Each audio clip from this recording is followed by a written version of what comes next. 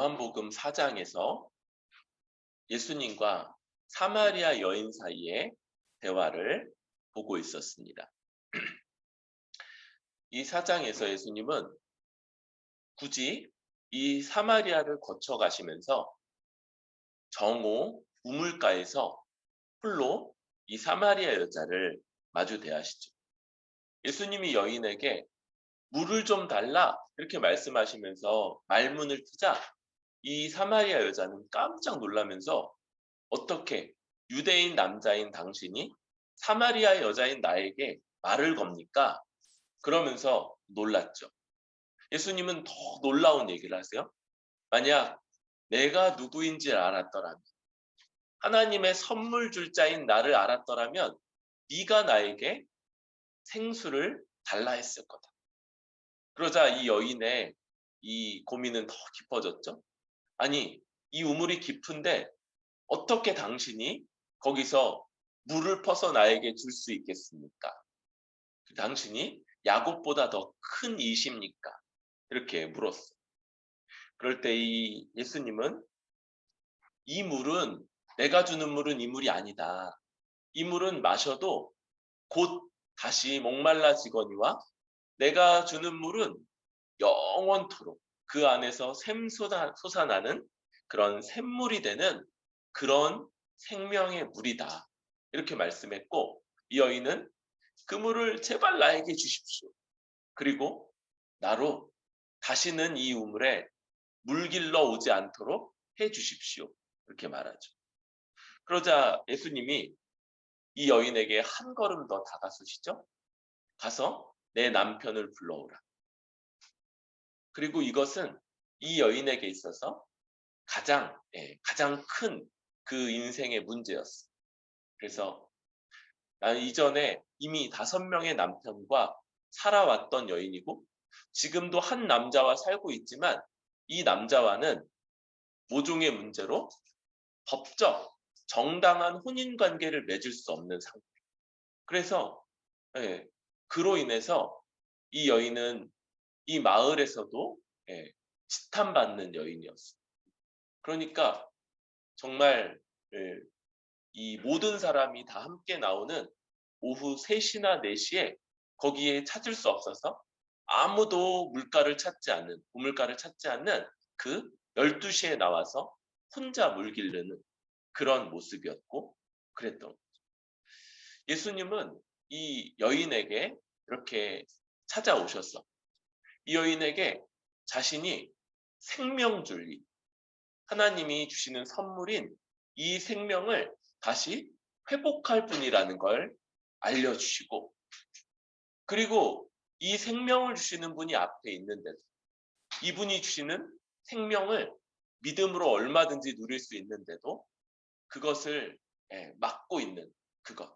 이 여인에게는 남편의 문제였고요.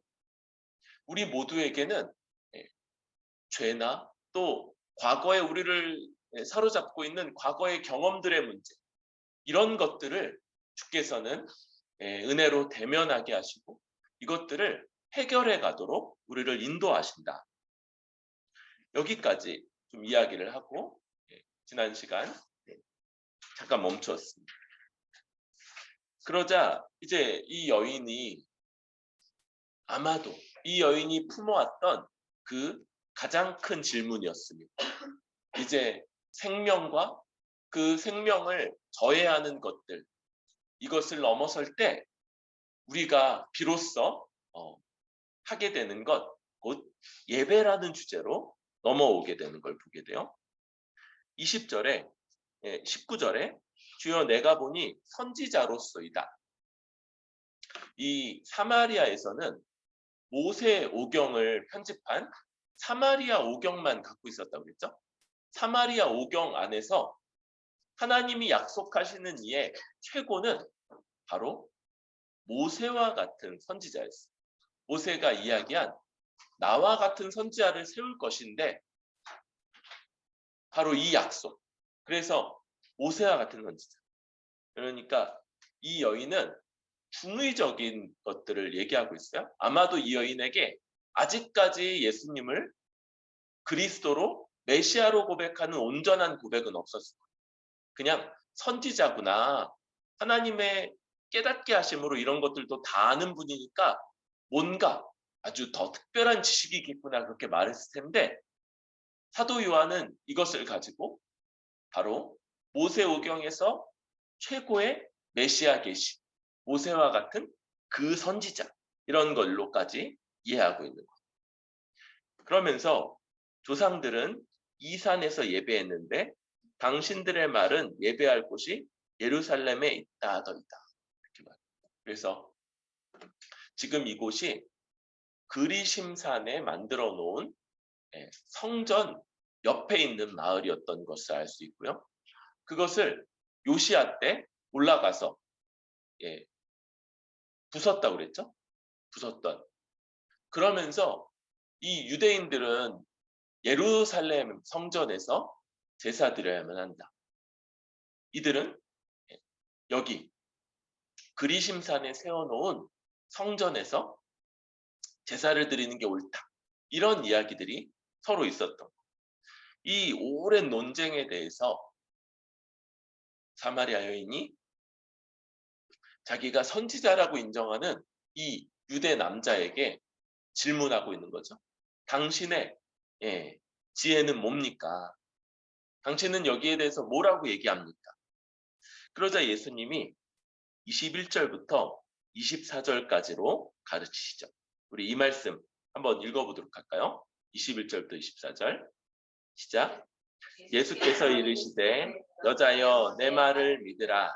이 산에서도 말고 예루살렘에서도 말고 너희가 아버지께 예배할 때가 이르리라. 너희는 알지 못하는 것을 예배하고 우리는 아는 것을 예배하노니 이는 구원이 유대인에게서 남이라.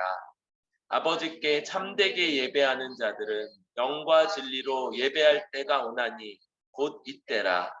아버지께서는 자기에게 이렇게 예배하는 자들을 찾으시느니라. 하나님은 영이시니 예배하는 자가 영과 진리로 예배할지니라. 아멘. 그래서 예수님은 이제 몇 가지 얘기를 하세요. 그래서 지금 이 산, 너희가 이야기하는 그리심산 성전에서도 아니고 예루살렘 성전에서도 아니고 참되게 하나님을 예배할 때가 지금 오고 있다. 먼저 이렇게 얘기하시죠. 이 사마리아인들이 그리심산에서 드리던 예배도 폐해질 거고 유대인들이 예루살렘 성전에서 드리던 예배도 폐해질 거고. 그런데 그러면 둘 다 똑같이 그렇게 제한적이냐? 22절 너희는 알지 못하는 것을 예배하고 우리는 아는 것을 예배하노니 이는 구원이 유대인에게서 남이라. 그리심산 성전 예배는 그것은 근본 없는 예배였어. 그것은 하나님의 구약 성경을 위배하는 그런 예배 형태였기 때문에 이것은 알지 못하는 것이라고 하는. 그런데 예루살렘 성전에서 드렸던 예배는 예수님이 오시기까지 적법한 예배였고 하나님이 이제 구원자로 오시는 그분의 메시아, 모세와 같은 선지자를 드러내시기 위해서 사용했던 예배로서 적합한 이게 근본 있는 예배요. 구약 예수님이 오시기까지 합당한 예배였다고 할 수 있어요. 하나님은 유대인들을 통해서 바로 이 구원을 주시는 분인 거죠. 그런데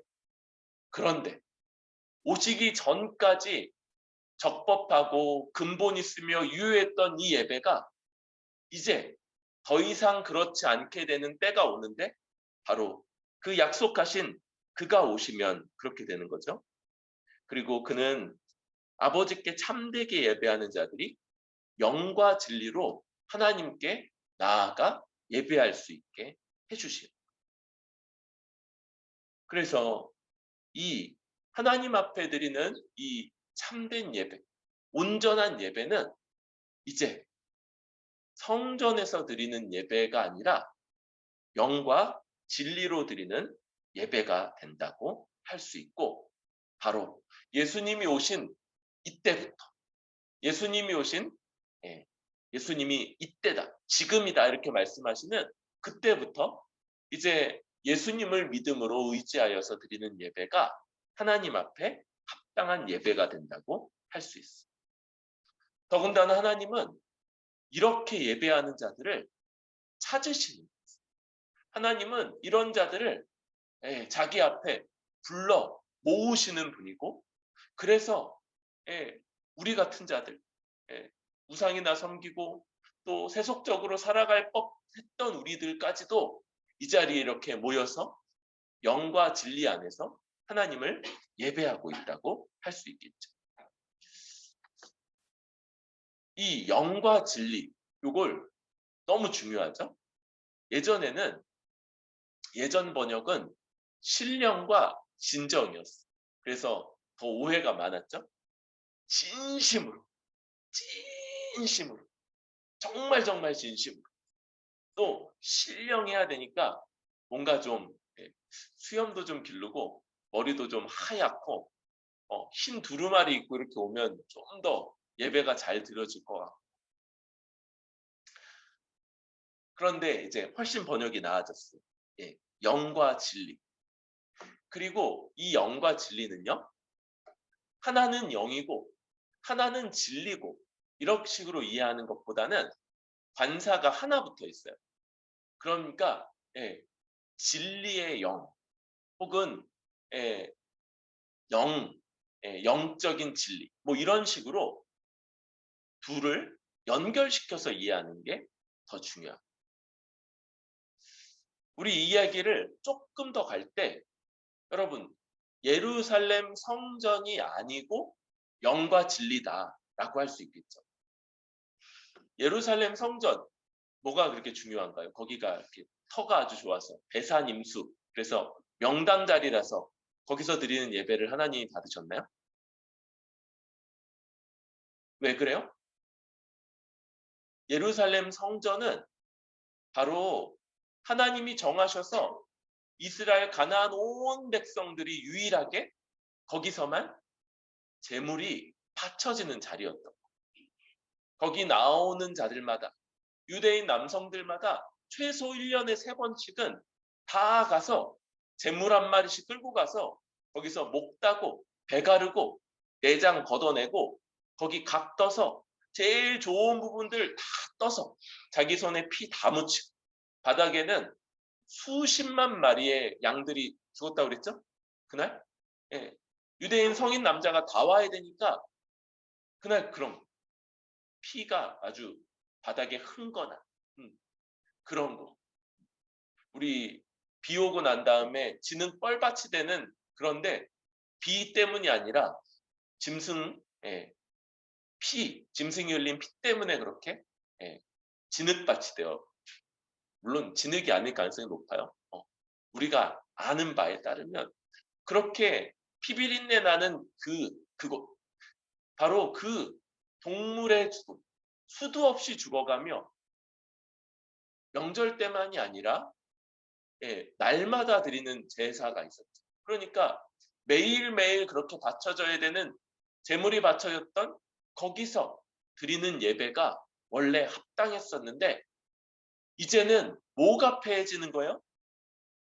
동물 제사가 폐해지고, 우리 주님 참 하나님이시며 참 인간이고 의인이신 주님이 단번에 드리시는 영원히 유효한 한 번의 제사, 십자가를 통해서 자기 몸으로 자기가 친히 대제사장 돼서 하나님 앞에 올려드리는 영원히 유효한 그 단번의 제사, 오직 그것만을 의지하는 이 예배, 이것이 참되고 진실하며 영원히 드려질 수 있는 예배인 것.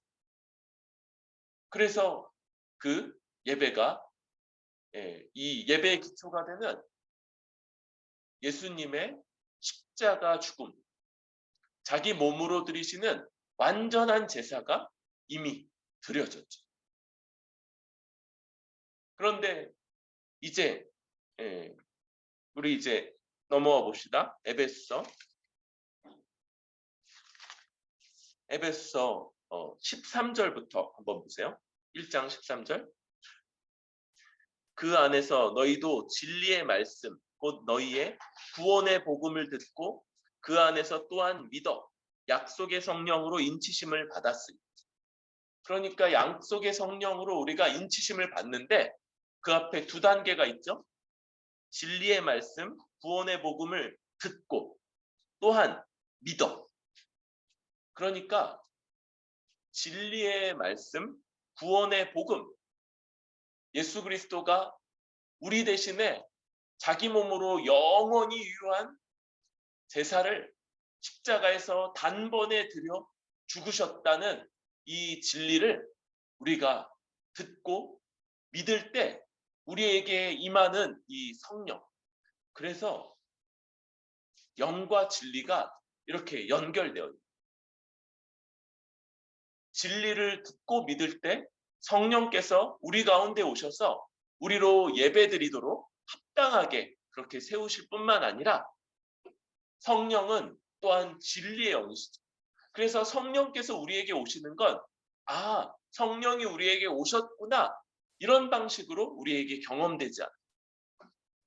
진리, 우리가 그 전까지는 그저 한 귀로 듣고 한 귀로 울렸던 진리, 그것이 우리 안에서 믿어지고 확신이 되고 그리고 그 진리의 주인공이신 우리 주 예수 그리스도의 인격을 우리가 실제로 인격적으로 경험하게 되는 방식으로 성령께서 우리에게 오셔서 이것을 이 진리를 철저하게 믿고 의지하며 그 안에서 담대하게 하나님 앞에 나아가도록 하시는 거죠.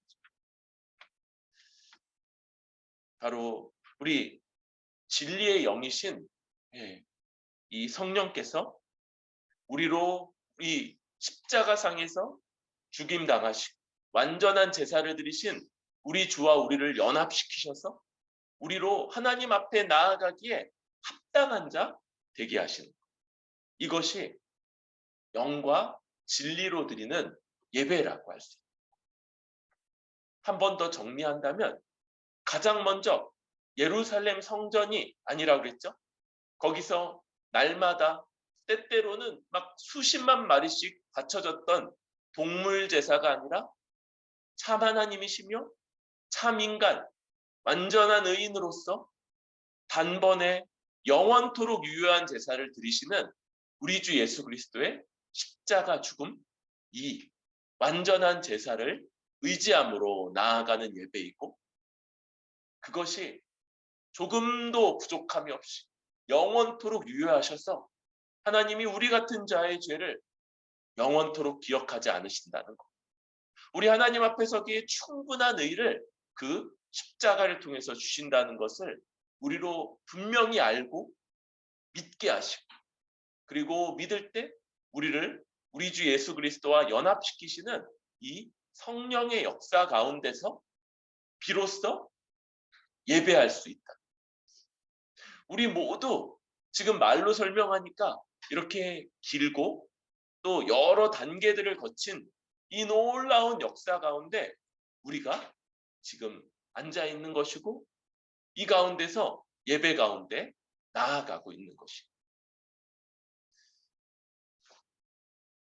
하나만 더 얘기하는 김에 하나만 더 얘기한다면 이 성령의 역사는 우리 앉아 있는 사람들 각 개인에게 임하지 않습니다.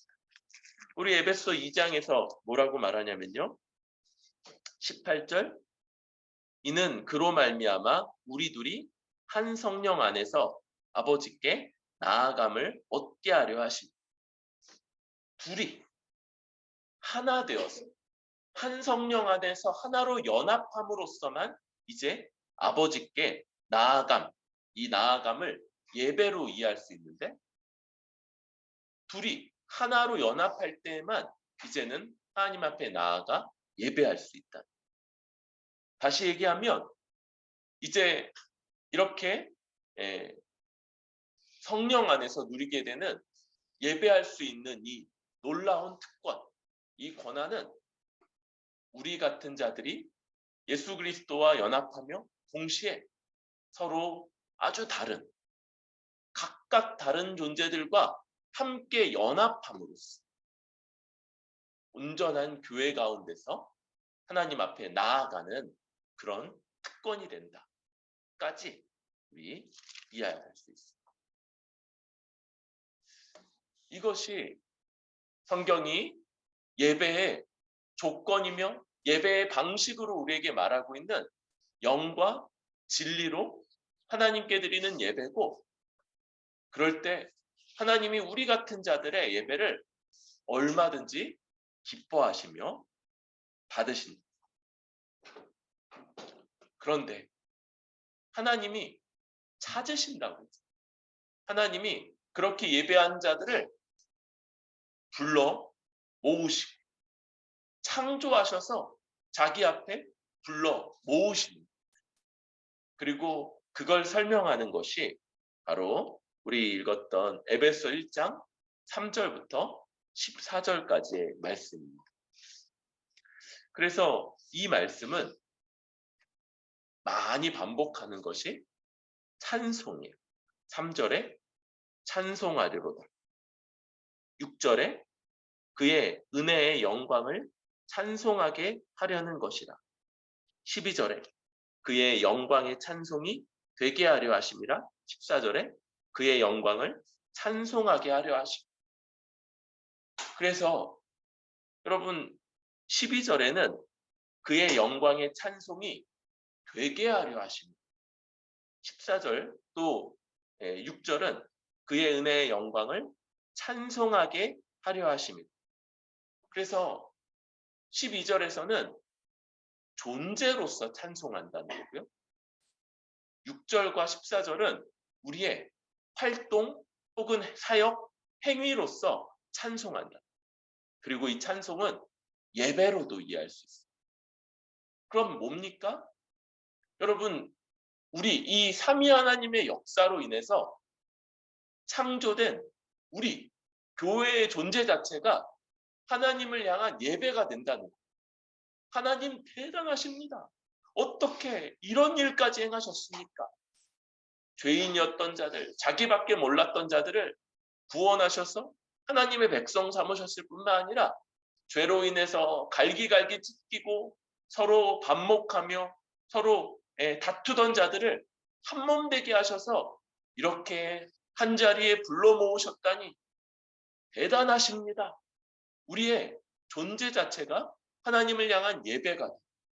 그런 자들이 모여서 하나님을 찬송하고 다시 하나님의 말씀 앞에서 아멘으로 또 하나님 앞에 하나님이 허락하신 것들에 감사하며 정한 물질들을 올려드리고 또 그런 자들이 하나님 앞에 복받은 백성임을 함께 확인하는 자리, 그런 우리 강복선언의 자리까지로 예배가 드려지는 이 시간, 이 순간들이 우리의 가장 최고의 활동이며 우리의 최고의 사역이고 교회의 존재 목적인 예배다라고 할 수 있는 거죠. 그럴 때 우리 3절은 찬송하리로다. 찬송하는 것이 마땅하다. 하나님 곧 우리 주 예수 그리스도의 아버지께서 그리스도 안에서 하늘에 속한 모든 신령한 복을 우리에게 주시되, 여기 주시되는 과거 완료. 그래서 주셨다라고 이해할 수 있어요. 우리에게 하나님이 모든 신령한 복을 다 주셨기 때문에 우리 요한복음에서는 이 복을 뭐라고 그랬어요? 생명이라고 그랬죠. 생명. 이것은 복이며 생명이며 하나님의 우리를 향한 하나님의 구원 계획인 거죠. 하나님이 우리를 창조하셨을 때부터 우리에게 복된 생명을 주셨는데 죄로 인해서 잠시 유보된 이것을 우리 주 예수 그리스도 안에서 다시 회복하셔서 다시 누리게 하시고 이제 곧 재림하셔서 완전히 누리도록 하시는 그것이 하나님의 계획인데 이것이 다 주어졌다. 다 주어졌다라고 선언하고 있어요. 그리고는 이제 삼위 하나님이 각각 어떻게 이것을 우리에게 완전히 주셨는가를 나타내고 있어요. 4절에서는 창세전에 그리스도 안에서 우리를 택하셨다 얘기하죠. 그래서 거룩하고 흠없게 하시려는 목적으로 요 우리를 택하셔서 그 앞에 거룩하고 흠이 없게 하시려고 이렇게 얘기할 때 거룩하고 흠이 없게 하시는 게 미래형인지 목적인지가 우리말 번역에는 많이 헷갈려요. 그런데 목적입니다. 목적. 그러니까 거룩하고 흠이 없게 하시려고 택하셨어요. 그러면 지금 우리는 하나님 앞에 어떻다는 거야? 우리 주 예수 그리스도로 인해서 거룩하고 흠 없는 존재라는 거. 루터가 얘기하는 것처럼 신자는 하나님 앞에 의인이고 죄인인 거예요. 하나님이 우리를 봐주실 때 의인, 거룩한 자, 어찌 너는 그렇게 아무런 흠도 없고 티도 없느냐. 여기 저희 티 있는데요. 여기 점 있는데요. 하나님이 우리를 안 보세요. 그렇게. 우리 주 예수 그리스도를 통해서 우리를 안경을 끼고 보시기 때문에 어쩜 넌 이렇게 완벽하고 아무런 흠도 없고 죄도 없고 거룩하며 의롭냐? 우리 약간 머리를 긁게 되지만 네, 뭐 그렇게 봐주시니 뭐 제가 뭐 별로 할 말이 없습니다. 그러나 우리 다른 한편으로는 우리의 윤리적인 모습이 아직 죄인인 걸 우리 부정할 수 없죠. 우리가 하나님의 뜻을 거스르는 삶이 있는 그런 자들인 것을 부정할 수 없지만 그러나 하나님이 우리를 하나님 앞에 거룩하고 흠이 없게 세우려고 선택하셨다. 이 선택은요 어떤 거라는지 얘기했죠. 이 선택. 우리는 내가 행한 것들 이걸로 내가 평가받는다 이런 생각들이 많이 있잖아요. 그런데 좀 더 이렇게 가족 간의 유대, 혈통의 유대를 중시하는 사회 속에서는 자기 자신보다는 그 가문이나 혈통 이런 것들이 중요합니다. 그래서 내 혈통 때문에 내 아버지가 행한 것 때문에 할아버지가 행한 것 때문에 유대인들은 어떻다고요? 올라가면 결국 아브라함 나온다고 했죠. 아브라함이 행한 것 때문에 내가 복을 받는구나 하는데 우리가 아브라함 잘 봤는데 뭐 잘한 거 몇 개도 있지만 하나님이 복 주실 만한 그런 인물이 아닙니다. 그래서 요 선택은 창세전의 선택은 뭐로 가는 거냐면 우리에게 어떤 근거도 이유도 없이로 가는 거예요. 그러니까 세상 짓기 전에 뭘 했겠어요? 뭐 아무것도 없는데. 그런데도 하나님이 그분이 우리를 거룩하고 흠이 없게 더군다나 사랑하셔서 그렇게 하셨다. 또 기뻐하시면서 우리를 예정하셨어요. 그래서 우리 삶의 모든 여정들을 하나님이 미리 계획하시고 미리 정하셔서 딱 맞게 우리를 이끌어 오셔서 우리로 자기의 아들들이 되게 하셨다. 그래서 아들들 이것은 상속권 얘기죠. 하나님의 모든 복락을 상속갈자 되게 하셨다. 그리고 6절에 그가 사랑하시는 자 안에서 우리에게 거저 주시는 바 이 모든 걸 사랑하시는 자 우리 주 예수 그리스도 안에서 우리에게 거저 주셨어요. 그렇죠? 공짜라서 거저가 아니죠. 우리가 치를 수 없는 대가를 우리 주님이 친히 다 치르게 하시고 우리는 묻지도 따지지도 않고 오직 믿을 때 이걸 다 누리게 하셨다. 이런 삼위 하나님의 은혜의 영광을 어찌 찬송하지 않을 수 있겠냐. 이걸 알면 하나님 정말 은혜로우시고 정말 대단하시고 우리같이 거역하고 하나님을 대적하는 자들을 어찌 이렇게 사랑하시며 그들이 복받는 것을 기뻐하시며 이 모든 것들을 친히 다 대가를 치르셔서 거저 주시는 것까지 그렇게 기뻐하셨는가? 정말 은혜로우시고 삼위 하나님의 영광이 놀랍다 말하지 않을 수. 더군다나 7절에서는 속량이라고 하는 우리가 잘 아는 개념이 나타나죠. 이걸 어떻게 거저 주셨냐면 우리 주 예수 그리스도가 속량 곧 대신 값치르셨어요. 그분의 십자가 죽음으로 그의 죽음으로 대신 값치르게 하셨어요.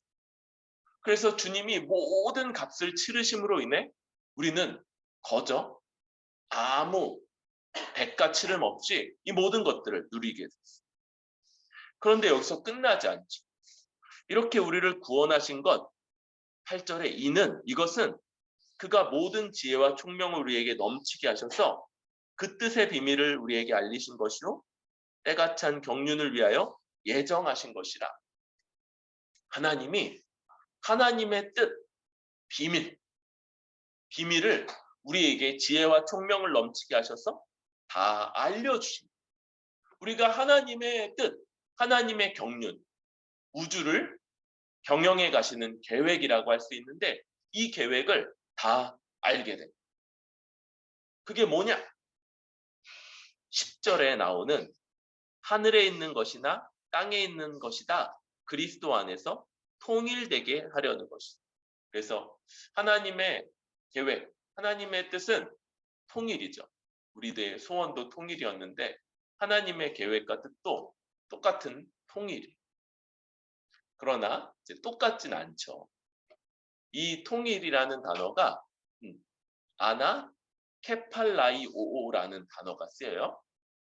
여기서 이 단어를 좀 분석해 보면 앞에 아나라는 접두어는 다시라는 뜻을 가져요. 다시. 맨 마지막에 오오라는 건 동사형 어민데 make의 의미를 가져요. 만들다, 뭐뭐하게 만들다 라는 의미를 가져요. 중간에 케팔라이오 할 때 케팔레는 머리라는 거. 그래서 이걸 다시 분석을 해보면 다시 한 머리 아래 두다. 이게 통일인 거예요. 통일. 다시 한 머리 아래 두다. 그러면 예전에 한 머리 아래 있었던 때가 있다는 거죠. 언제입니까? 그죠. 창조 때 범죄하기 이전까지 아담을 지으시고 하나님의 대리 통치자인 아담 아래 만물이 다 통일되어 있어요. 만물이 다 아담의 통치 가운데 하나님과의 온전한 관계 가운데 있어요. 만물이, 특별히 지어진 동물들이 다 아담에게 순종함으로써 하나님께 순종하며 하나님을 받드는 이런 구조 가운데 있었던 거예요. 그런데 범죄로 인해서 이 구도가 깨어지고 그래서 우리 여름 되면 모기가 물잖아요. 이런 것들. 뭐 가끔 가다 이제 독사가 물고 짐승들이 사람을 해하고 뭐 이런 것들. 이런 것들이 다 이 땅의 질서가 깨어졌기 때문인데 하나님이 이제 새로운 머리, 곧 우리 주 예수 그리스도를 두셔서 이제 다시 이 세상을 통일하실 거다. 한 머리 아래 다시 둘 것이다. 이게 하나님의 계획이다. 여러분, 그런데 이 계획은 아직 시작되지 않았습니까? 이미 완성됐습니까? 시작됐는데 아직 완성되지 않았습니까? 네, 이 계획은요, 이미 시작됐어요. 뭘로? 그분을 머리로 하고 그의 몸으로써 이미 통일된 교회가 세워짐으로써 이미 시작됐어요. 그래서 여러분, 교회는요, 또 다른 어떤 일을 하는 게 목적으로 있지 않아요. 교회의 목적이며 하나님의 목적, 그 완성은 만물이 교회처럼 돼요. 만물이 교회처럼. 그래서 교회는 가장 교회되는 것 자체가 목적인 공동체예요. 교회가 교회되면 되는 거예요. 더 교회스러워지는 거예요.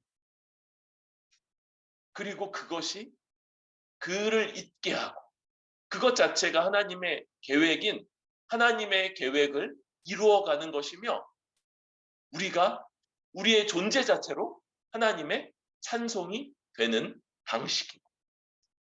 그것이 우리가 하나님을 찬송하는 방식.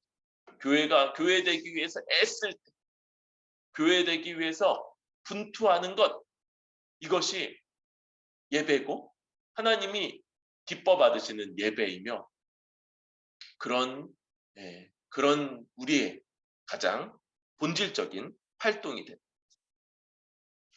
이렇게 예수 그리스도와 우리를 속량하셔서 대신 다 값지름으로 구원하시고 또한 그를 머리로 한 먼저 통일된 공동체로 이제 만물이 어떻게 될 것인가를 보여주는 그러한 모습을 우리가 먼저 통일되어서 보이게 됐죠. 그럼에도 불구하고 여러분 12절과 13절 사이에는 뭐가 좀 숨어 있냐면 현실이라는 것이 숨어져 있어요. 우리가 이렇게 영광스럽고 다 만물이 다 우리 같아지는 것 이게 하나님의 계획일진데 그런데 이 땅에서 이렇게 놀라운 자들 이네가 다 우리 같아지면 될 텐데 그런데 우리가 그렇지만 우리가 세상에서 지탄도 받고 조롱도 받고 고난도 만나고 때로는 어리석은 선택으로 인해서 우리가 이런 것들을 자초하기도 하는 이런 상황들이 우리 앞에 펼쳐져 있어요. 그런데 이제 13, 14절 그런 자들에게 하나님이 진리를 듣고 믿는 자들에게 약속의 성령으로 인쳐 주셨다 말하는 인치심 두 가지 의미가 있죠. 하나는 방목하는 양들이 섞여도 나중에 주인을 찾을 수 있도록 도장 찍는 것 이게 인치는 그래서 하나님의 소유권을 나타내는 것이고 또 하나 사람이 전달해야 되는 옛날의 편지에서 편지 내용이 변조되지 않도록 그것에 촌농을 뿌리고 그게 굳기 전에 인장 반지로 인을 쳐서 이 편지가 열리지 않도록 봉할 때 인이 깨어지지 않은 편지는 그 안의 내용이 변조되지 않았다는 걸 증명하게 됐죠. 그래서 보호한다는 의미를 갖는다고 그랬죠.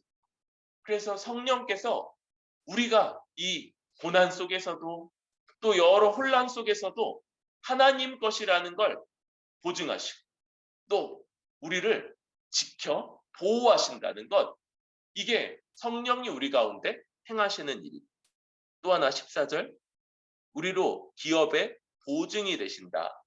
그래서 성령이 우리 가운데 딱 오셨어.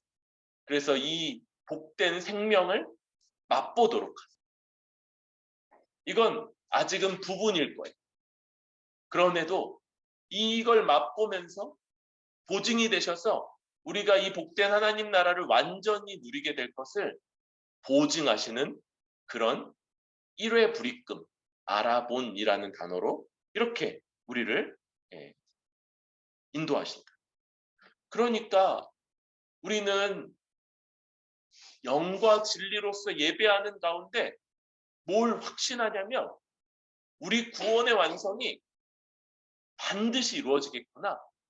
우리도 주님이 우리를 인도하시는 것처럼 거룩해질 것이 확실하구나.